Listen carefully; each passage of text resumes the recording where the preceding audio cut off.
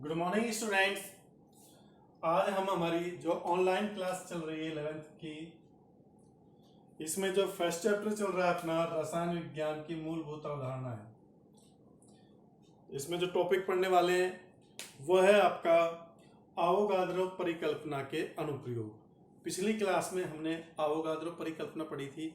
Avogadro ने क्या अपनी अवधारणा दी थी, उसने बर्जीलियस की अवधारणा में संशोधन किया था और क्या बताया था कि ताप व दाब की समान परिस्थितियों में सभी गैसों के समान आयतनों में अणुओं की संख्या समान होती है। अणुओं की संख्या क्या होती है? समान होती है। कब? ताप दाब की समान परिस्थितियों में। एक ही परिस्थिति में अगर अलग अलग गैसों के समान आयतनों को लें तो उनमें अणुओं की संख्या क्या होगी? समान होगी। अब इस अवधारणा का जो अनुप्रयोग है, क्या क्या काम आई, तो सबसे पहले तो आवोगाद्रो ने क्या किया था, अणु व परमाणु की स्पष्ट परिभाषा दी।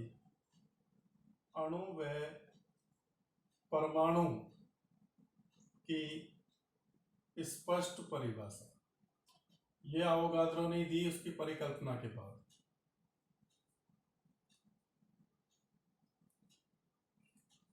परमाणु क्या होता है? परमाणु क्या है? पदार्थ का वह सूक्ष्मतम कण जो कि रासायनिक अभिक्रियाओं में भाग लेता है वो क्या कहलाता है? परमाणु कहलाता है। जिसको अपन विभाजित नहीं कर सकते,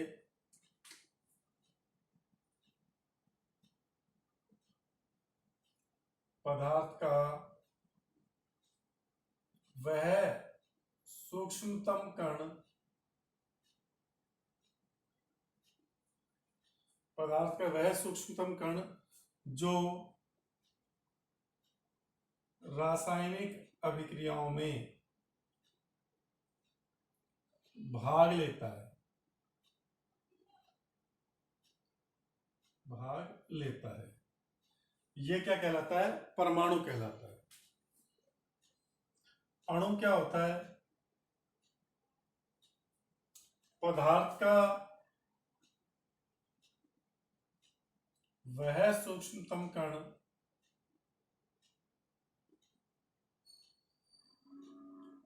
जिसका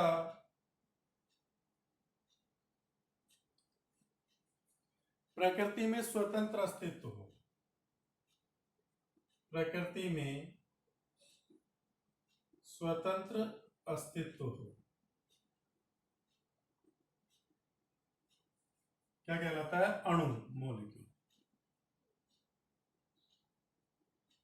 मतलब अणु भी परमाणु में टूटते हैं और तब वो परमाणु रासायनिक अभिक्रियाओं में भाग लेते हैं। जैसे मैं तुमसे कहूं हाइड्रोजन परमाणु, हाइड्रोजन परमाणु का मतलब केवल H है, और मैं तुमसे कहूं हाइड्रोजन का अणु तो H2, क्योंकि हाइड्रोजन है जो H2 के रूप में प्रकृति में मौजूद रहता है।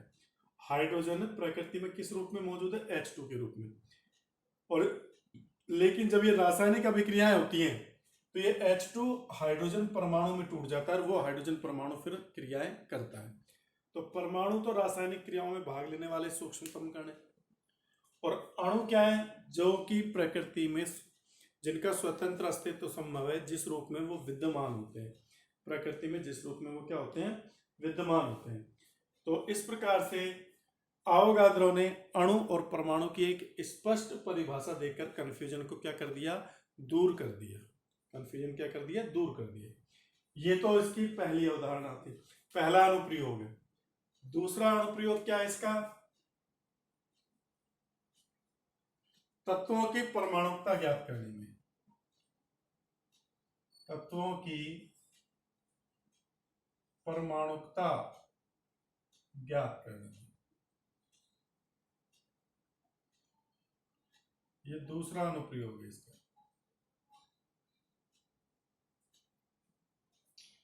किसी तात्विक गैस के एक अणु में उपस्थित परमाणुओं की संख्या को क्या बोलते हैं? उसकी परमाणुकता। किसी तात्विक गैस के एक अणु में उपस्थित, एक अणु में उपस्थित परमाणुओं की संख्या को, परमाणुओं की संख्या को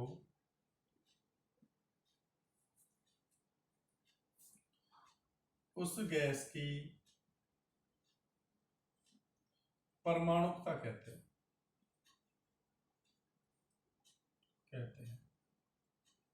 जैसे यहाँ पर हाइड्रोजन की परमाणुकता कितनी है हाइड्रोजन गैस की? 2, क्योंकि ये 2 हाइड्रोजन परमाणुओं से मिलकर बनी है। हाइड्रोजन गैस का एक अणु हाइड्रोजन के 2 परमाणुओं से मिलकर बना होता है। तो हाइड्रोजन कैसी है? द्विपरमाणुक। ऑक्सीजन भी कैसा होता है? द्विपरमाणुक, O2। तो उस टाइम पर ये कैसे ज्ञात किया था? उदाहरण के लिए hydrogen, oxygen is give to जल, H2O। अब देखो इसका हाइड्रोजन का 2 आयतन लिया जाता है, ऑक्सीजन का 1 आयतन लेते हैं, तब जल का अपने को क्या मिलता है? आपका 1 आयतन। H2 के 2 आयतन लोगे, सॉरी 2 आयतन, 2H2। अब यहां पर देखो इन आयतनों में अणुओं की संख्या क्या होगी? समान। मान लो इसके 2n अणु, इसका 1n अणु, इसके कितने बना दिए? 2n अणु। अब n बराबर में 1 कर दूं तो इसके 2 अणु इसके 1 अणु से क्रिया करके इसके क्या कर रहे हैं? 2 अणु बना रहे हैं। लेकिन मेरे को 1 अणु चाहिए इसका। अगर जल का 1 अणु बनाना है तो इसका तो आधा अणु और इसका क्या हो जाएगा? 1 अणु। अब यहां पर देखो हमें पता है हाइड्रोजन जितने भी गैसें हैं वो कैसी होती हैं? द्विपरमाणुक होती हैं। जितने भी गैसें क्या होती हैं? द्विपरमाणुक होती हैं। अब हाइड्रोजन का 1 अणु है, 1 अणु में कितने परमाणु है? 2। तो यहाँ पर हाइड्रोजन के क्या आ गए? 2 परमाणु। 1 अणु का मतलब क्या है? 2 परमाणु। ये ऑक्सीजन भी क्या है? इसके भी 1 अणु में 2 परमाणु होते हैं, तो आधे अणु में 1 परमाणु, ये 1 परमाणु हो गया। तो अब अपन इसका बता सकते हैं कि इसके 2 परमाणु, इसका 1 परमाणु, तो जल का सूत्र क्या हो जाएगा? H2O। 2 परमाणु है H2 और ऑक्सीजन का 1 ही है तो O, H2O। तो इस तरह से इनका सूत्र भी बता सकते हैं अपन। तो तत्वों की परमाणुकता ज्ञात करने में भी इसका उपयोग किया गया। आपको कुछ तत्वों की परमाणुकता लिख देता हूं तो याद रखना। O2 की 2 होती है, H2 की 2 होती है, O3 की 3 है परमाणुकता, Cl2 2, Br2 2, F2 2, I2 2, nitrogen की 2। ठीक है ना? तो ये विभिन्न गैसों की क्या हो गई? परमाणुकता हो गई। अधिकतर गैसें द्विपरमाणुक है। तो सल्फर है, सल्फर एसिड में रहता है तो इसलिए बहुपरमाणुक है 1। फास्फोरस 4 परमाणु मिलकर बना तो इसकी 4 है परमाणु। ये चीज ध्यान रखना, इसका स्क्रीनशॉट ले लीजिए आप।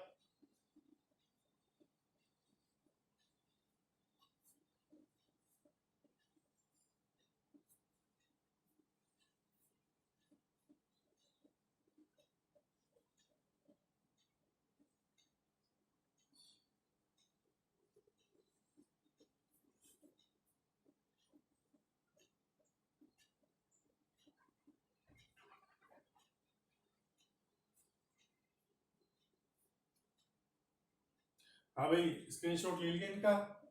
अब देखो आगे।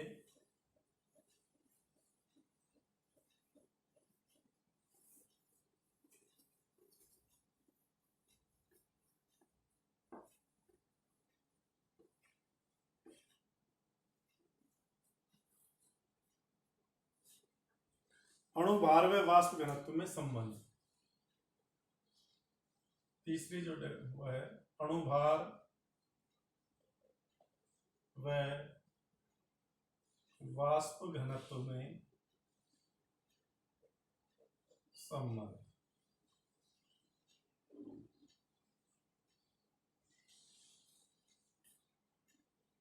देखो हाइड्रोजन परमाणु के द्रव्यमान को 1 इकाई माना जाता है, तो किसी गैस के एक अणु का द्रव्यमान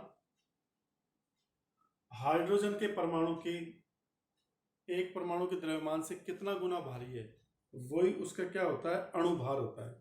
अगर अपन अणुभार देखें तो अणुभार बराबर क्या होगा,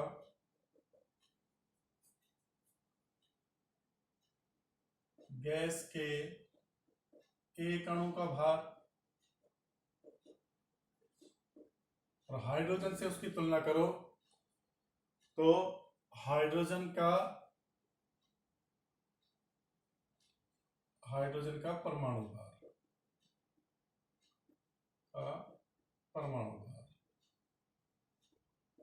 क्योंकि हाइड्रोजन का परमाणु भार क्या माना गया है, इकाई माना गया है, तो इससे तुलना कर देते हैं अपन। ये तो क्या हो गया आपका अणुभार हो गया, ये क्या हो गया अणुभार। अब वाष्प घनत्व क्या होता है, वाष्प घनत्व किसी गैस के, इसको समीकरण 1 मान लो, किसी गैस के निश्चित आयतन का भार,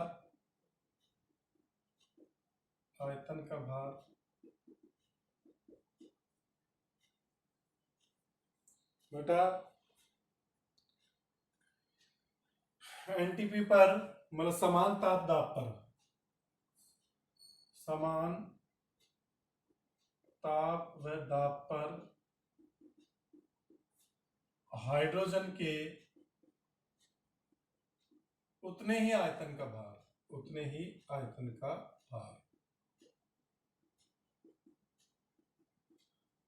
अब मान लीजिए अपन ने अवोगाद्रो परिकल्पना क्या कहती है कि अगर ताप दाब समान है तो विभिन्न गैसों के समान आयतनों में अणुओं की संख्या क्या होगी, समान होगी। अब अणुओं की संख्या समान, मान लीजिए दोनों के निश्चित आयतन में अणु कितने n, तो वाष्प घनत्व की डेफिनेशन क्या हो जाएगी, किसी गैस के n अणुओं का भार बटा हाइड्रोजन के n अणुओं का भार,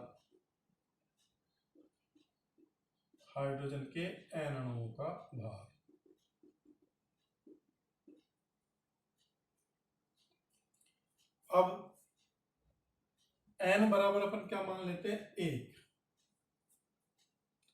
तो वाष्प घनत्व बराबर क्या हो जाएगा आपका, गैस के एक अणु का भार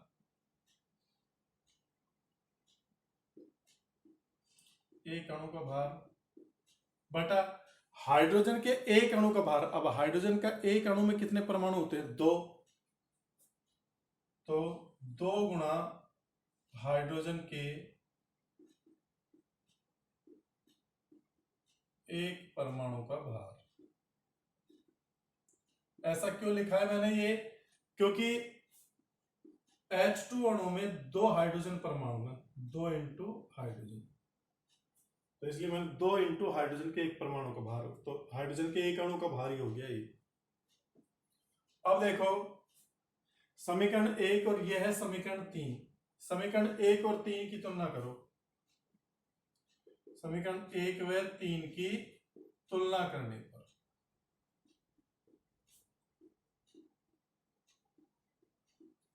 यहां पर देखो अणुभार बटा वाष्प घनत्व, गैस के एक अणु से ये कट जाएगा, हाइड्रोजन के एक परमाणु से हाइड्रोजन के एक परमाणु, क्या आएगा, समीकरण 3 में 2 का भाग दोगे तो वाष्प घनत्व बटा अणुभार बराबर क्या हो जाएगा, 1/2। तो अणुभार ज्ञात करना है तो इसको इधर ले जाओ, इसको इधर ले जाओ, तो अपना रिलेशन क्या आएगा, अणुभार बराबर 2 गुणा वाष्प घनत्व। ये रिलेशन आपको याद रखना है। ऐसे क्वेश्चन आएंगे, गैस का वो वाष्प घनत्व देगा, आपेक्षिक द्रव्यमान या वाष्प घनत्व। तो वाष्प घनत्व दिया है तो अणुभार ज्ञात करने के लिए क्या करोगे, अणुभार दो वाष्प घनत्व को 2 से गुणा कर दोगे।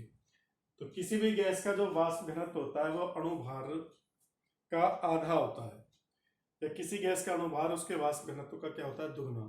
तो ये संबंध भी हम अवोगाद्रो परिकल्पना से सिद्ध करते हैं।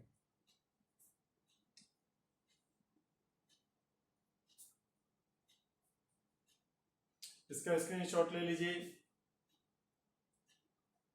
इसके बाद चौथा है, इसका अनुप्रयोग देखेंगे।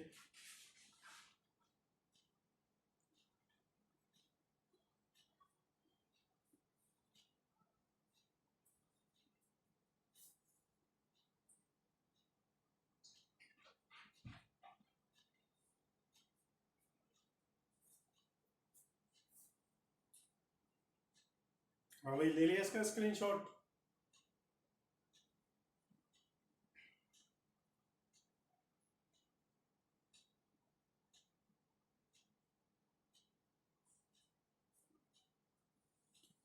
चौथा संबंध देखते हैं क्या अवोगाद्रो परिकल्पना से आता है।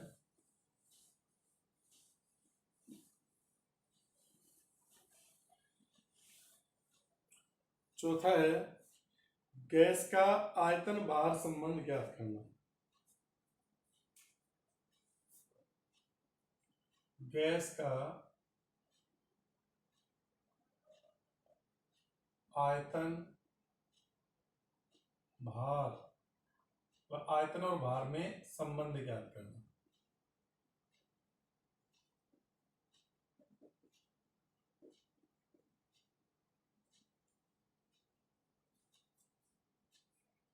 एनटीपी पर,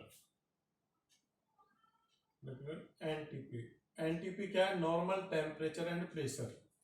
एनटीपी का मतलब 273 केल्विन तो ताप और 1 एटीएम दाब। तो यही नॉर्मल टेम्परेचर एंड प्रेशर है। कंडीशन याद रखना, नॉर्मल टेम्परेचर तो कितना रखोगे, 273 केल्विन, और प्रेशर 1 एटीएम एटमॉस्फेयर, ठीक है ना, 1 एटीएम या 760 मिलीमीटर ऑफ एचजी, ये दाब। तो एनटीपी का अर्थ आपको पता लग गया। एनटीपी क्या कंडीशन है, टेम्परेचर 273 केल्विन और प्रेशर है जो 1 एटीएम या 760 मिलीमीटर ऑफ एचजी, पारे की ऊंचाई। दाब को पारे की ऊंचाई में या एटीएम में या पास्कल में व्यक्त किया जाता है। 1 एटीएम का मतलब 1 पास्कल, ये लगभग 1.01 पास्कल। अब देखिए, अपन को किसी गैस का आयतन और भार में संबंध ज्ञात करना है। क्या संबंध ज्ञात करना है कि एनटीपी पर किसी गैस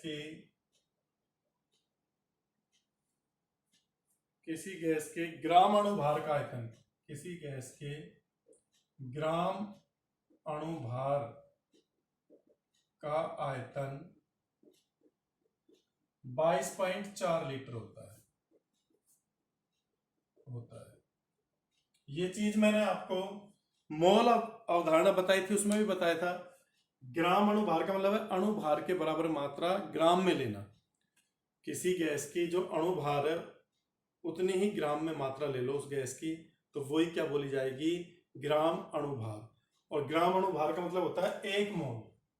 इस ग्राम अणुभार का मतलब क्या है, 1 मोल। तो ये कह रहा है कि किसी गैस के 1 मोल का आयतन 22.4 लीटर होता है। ये मैंने संबंध आपको मोल अवधारणा में भी बताया था। तो इसी को अपन को प्रूव करना है। कैसे प्रूव करेंगे कि प्रयोगों द्वारा पता है, प्रयोगों द्वारा ये ज्ञात हुआ है,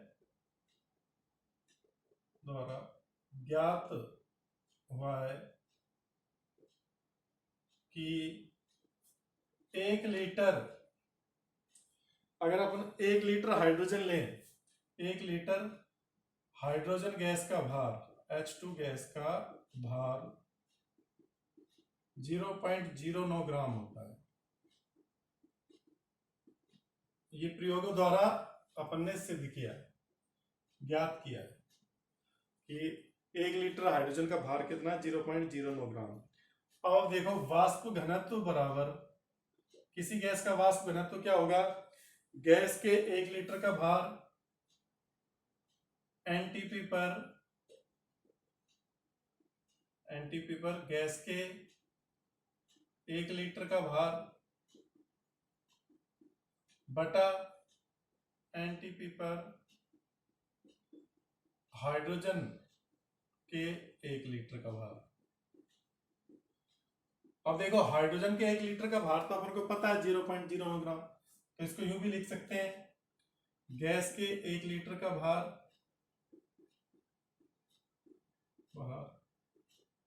बटा 0.09 ग्राम। भाई हाइड्रोजन का हमें ज्ञात है, प्रयोगों से ज्ञात हो चुका है, ये चीज आपको याद रखनी है। अब देखो वाष्प घनत्व की पिछली अपन ने जो डेफिनेशन देखी थी, ये तो समीकरण 1 मान लो इसको। तो वाष्प घनत्व बराबर क्या होता है, गैस के 1 अणु का भार, गैस के 1 अणु का भार बटा हाइड्रोजन के 1 अणु का भार। अब हमें पता है हाइड्रोजन के 1 अणु में 2 परमाणु होते हैं, और हाइड्रोजन के 1 परमाणु का भार कितना होता है, 1.008। तो इसका क्या हो जाएगा, ये हो जाएगा गैस के 1 अणु का भार बटा 2 गुणा 1.008, क्योंकि हाइड्रोजन के H2 के 1 अणु में 2 परमाणु है, 1 परमाणु का भार कितना है, 1.008। तो 2 परमाणु का क्या हो जाएगा, 2 गुणा 1.008। अब देखो ये समीकरण 2 मान लो, दोनों की तुलना करो, LHS बराबर है तो RHS को भी क्या कर देंगे, बराबर करके लिख देंगे। तो ये कैसे लिखेंगे अपन, गैस के 1 लीटर का भार बटा 0.09 बराबर में गैस के 1 अणु का भार या गैस का अणु भार बटा 2.016। अब यहां पर देखो गैस का जो 1 अणु का भार है, जो अणु भार है, उसको अपन क्या मान लेते हैं, m मान लेते हैं। गैस के अणु भार को अपन ने क्या मान लिया, m। ठीक है, तो इसको इधर ले जाओ,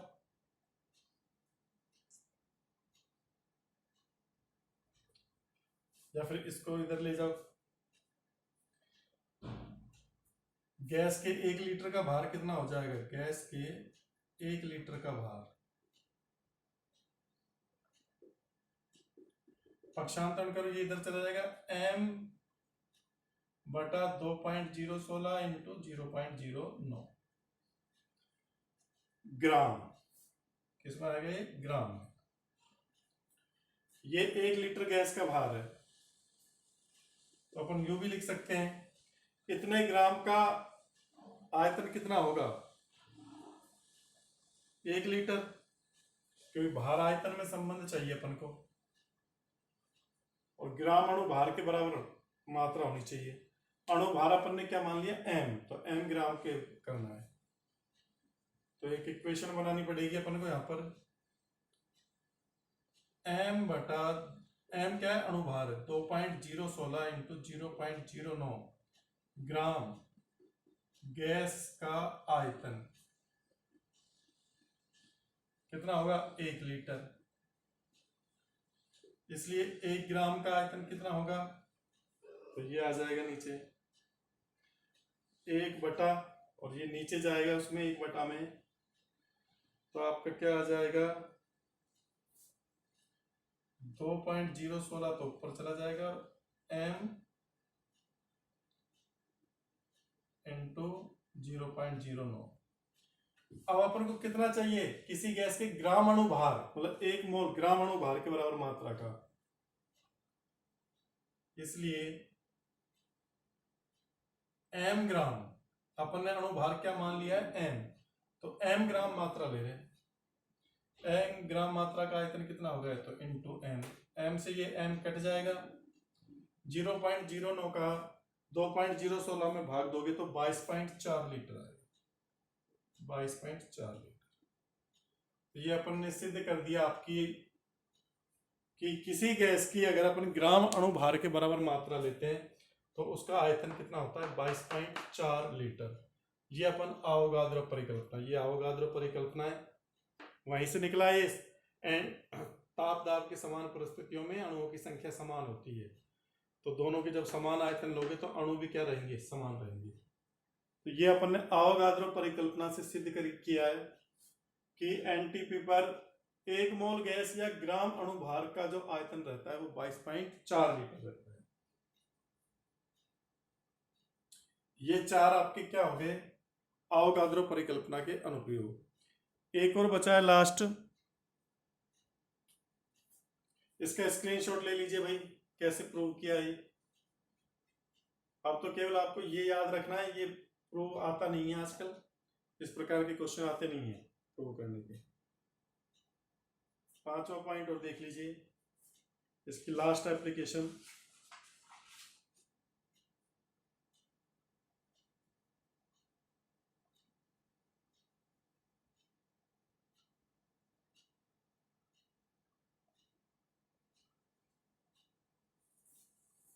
हाँ भाई साफ कर दो, ये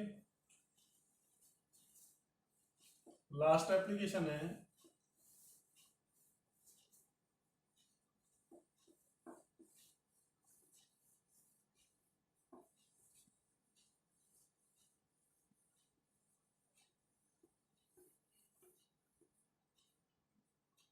पांचवा, यौगिक का सूत्र ज्ञात करने में, यौगिक का सूत्र ज्ञात करने में, हालांकि इसकी जरूरत नहीं पड़ती अब, पहले, लेकिन पहले जब अपन को संयोजकताएं नहीं पता था तो उस टाइम अवोगाद्रो ने ये बताया था। आजकल तो हम सीधा ही सूत्र ज्ञात कर लेते हैं संयोजकताओं से, कि नाइट्रोजन गैस है और हाइड्रोजन गैस है, मिलकर अमोनिया बनाती हैं। अब नाइट्रोजन का तो 1 आयतन और हाइड्रोजन के 3 आयतन लेने पर इसके 2 आयतन बनते हैं। अवोगाद्रो परिकल्पना क्या कहती है कि समान ताप दाब पर गैसों के समान आयतनों में अणुओं की संख्या समान होगी। तो इसके n अणु, इसके 3n अणु, इसके 2n अणु बना देते हैं। अब n बराबर अगर 1 मान लू मैं, तो ये a इसका 1 अणु, इसके 3 अणुओं से मिलकर इसके 2 अणु बनाता है, यौगिक 2 अणु। लेकिन मेरे को 1 अणु बनाना है, तो इसका 3/2 अणु और इसका 1/2 अणु। अब हमें पता है कि नाइट्रोजन और हाइड्रोजन दोनों द्विपरमाणविक गैस हैं, ये भी द्विपरमाणविक है